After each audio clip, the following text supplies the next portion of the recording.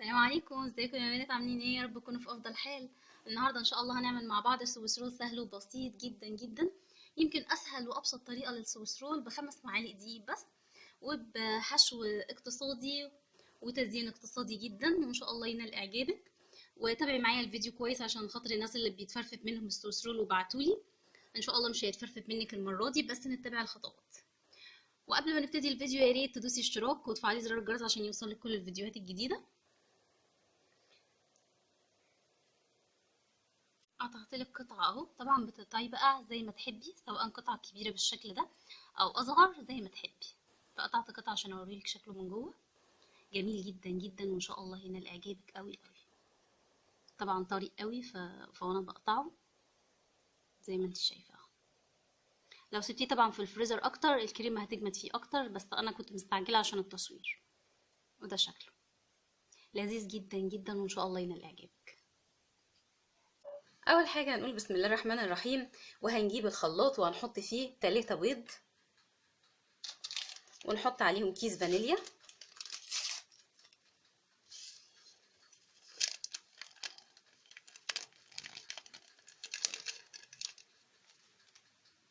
نص كوباية من السكر الحبيبات العادي، 3 معالق كبار من الزيت، وهنضربهم مع بعض كويس في الخلاط. معايا بعد كده 5 معالق كبار مليانين من الدقيق بما يعادل تقريبا كوباية الا ربع. هبتدي ان انا انخلهم 3 مرات قبل ما ابتدي ان انا اضيفهم في الخلاط مع بقية المكونات. ندخلهم 3 مرات علشان خاطر الدقيق معانا يبقى احسن طبعا، يعني دي خطوة مهمة جدا مش اختيارية. بعد ما نخلته 3 مرات هبتدي اضيف معلقة صغيرة من البيكنج باودر،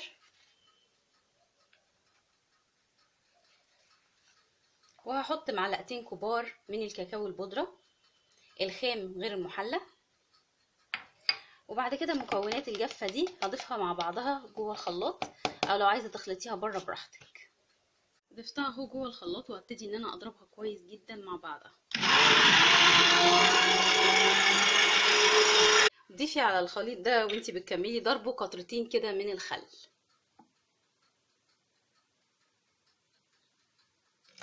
بسيط خالص كده بس، ونكمل ضربه كويس قوي قبل ما نبتدي ان احنا نحطه في الصينيه اللي هندخلها الفرن. وهنا دي الصينيه اللي معانا اللي هنبتدي ان احنا نحط فيها الخليط. انا حاطه فيها ورق الزبده وحاطه سنه من ماده دهنيه كده ورشه دقيق. طبعا ممكن تستغني خالص عن ورق الزبده وتحطي الماده الدهنيه ورشه الدقيق، بس تبطنيها كويس عشان ما تلزقش منك. ابتدي ان انا اصب الخليط اللي موجود معايا، وبعد ما اصبه هسويه باي حاجه علشان هو تقيل شويه فمش هيتسوى لوحده. سويتها اهو بالمعلقه في الصينيه، وابتدي ان انا ادخلها الفرن على درجه حراره 180 في الرف الاوسط. هتاخد تقريبا 10 دقايق ربع ساعه بالكتير، مش عايزين نطول عليها يا بنات علشان ده بيبقى من اسباب تفتتها منك وانتي بتلفيها، فمش عايزاها خالص تزيد سوا. هي 10 دقايق ربع ساعه بالكتير، وبعد كده نختبرها نشوفها استوت معانا ولا لا. طلعتها من الفرن هنا اهو، لسه مطلعاها وهي سخنه خالص. طبعا اتاكدت انها استوت. محتاجه ان انا طبعا اطلعها وهي سخنه.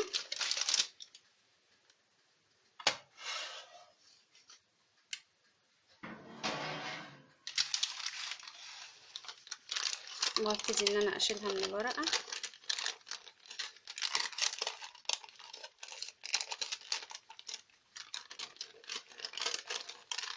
وهبتدي اجيب فوطه الفها فيها، بتبقى اسهل علشان كمان الفوطه بتبقى طريه فبيبقى اسهل لفها.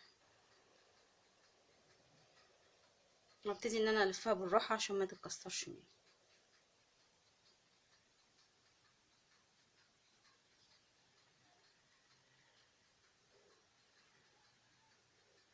انا عشان عايزه الفها وهي سخنه لفتها حتى من غير ما اسوي طرفها، وبعدين اسوي طرفها اهي معايا سخنه خالص ولفتها كده.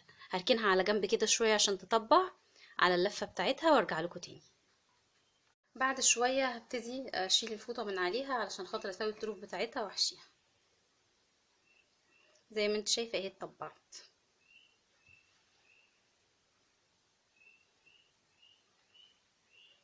ده طبعا دقيق مكان ما انا كنت دهنه الصينيه.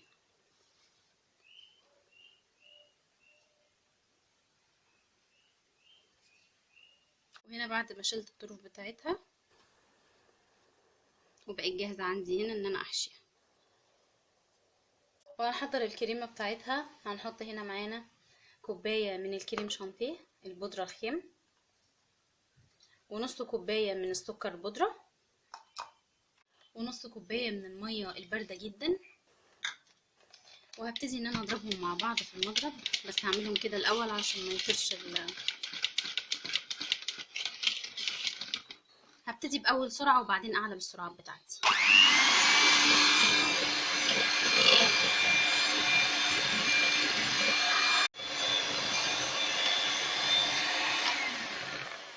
وضربته لغايه ما تقل معايا بالشكل اللي انت شايفاه ده، وبقى تقيل خالص اهو.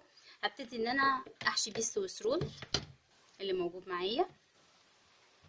بعد ما حطيت الكريمه جواها لفيتها في شنطه كده، ما عنديش انا كيس فاضي يعني كيس ساده، فجبت اي كيس نضيف وخلاص ولفيتها فيه، وهحطها في الفريزر على الاقل ساعه علشان اقدر ان انا اقطعها واشكلها. وبعد ما طلعت من الفريزر بالشكل ده،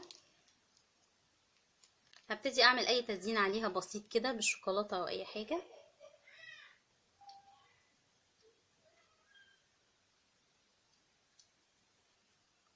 طبعا التزيين اختياري.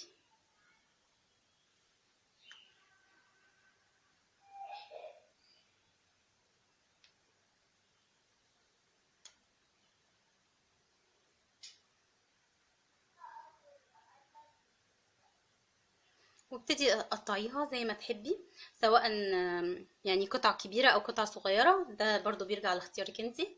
وده كان الشكل النهائي للسويس رول. زينته تزيين بسيط خالص زي ما انت شايفة كده، اللي هو تقدري ان انت تزينيه بمنتهى البساطة وبأقل التكاليف. ويا رب الفيديو يكون عجبكم، ولو عجبكم ما تنسونيش في لايك وفي اشتراك وشير للفيديو. والسلام عليكم ورحمة الله وبركاته.